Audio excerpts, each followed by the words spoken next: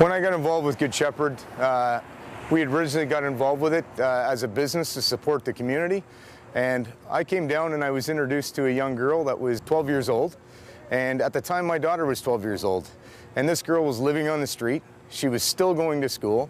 She lived underneath a bridge for a period of 6 months while she was going to school and having stellar grades.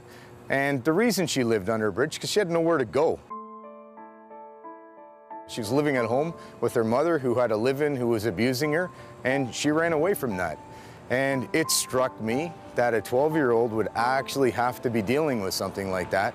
And what chance was this girl going to have if somebody didn't step in and give her a helping hand? We have a lot of youth that are struggling with mental health and addiction issues, and people are fearful of those, let alone understanding and trying to help them. We see over 600 youth, individual, unique youth in 1 year, last year.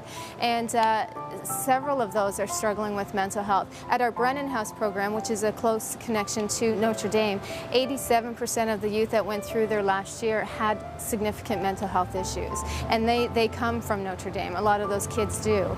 And so we see it. And so the kids that are on the streets are struggling because they're undiagnosed, or they're self-medicating through use of drugs and so forth. So it then makes it even a more complex issue.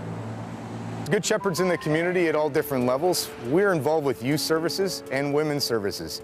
And it's supporting the women that are bringing up a lot of these children that are in tough times, whether it's through abusive relationships or whether it's other problems that they're facing in their life. And other kids just walk right in off the street for something to eat or for a place to stay. Last year alone, we had 8 graduates come out of our school, which is unheard of in section classrooms usually. What really brings me back is, although our kids are 16 to 21 years of age, they are kids.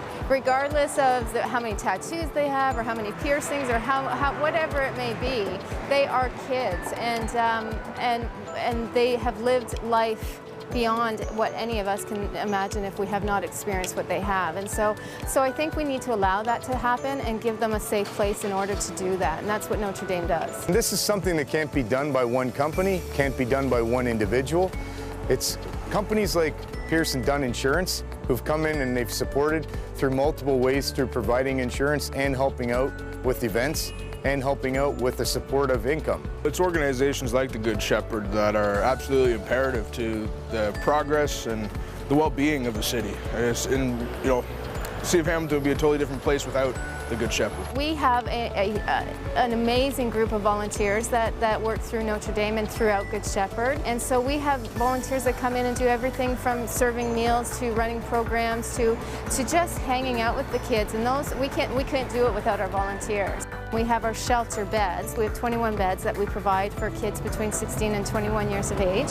And then we also have a lot of outreach services, and those are available to all youth that access our services that live in Hamilton or surrounding areas. People come from various walks of lives with various challenges. They're not judged for why they are where they are.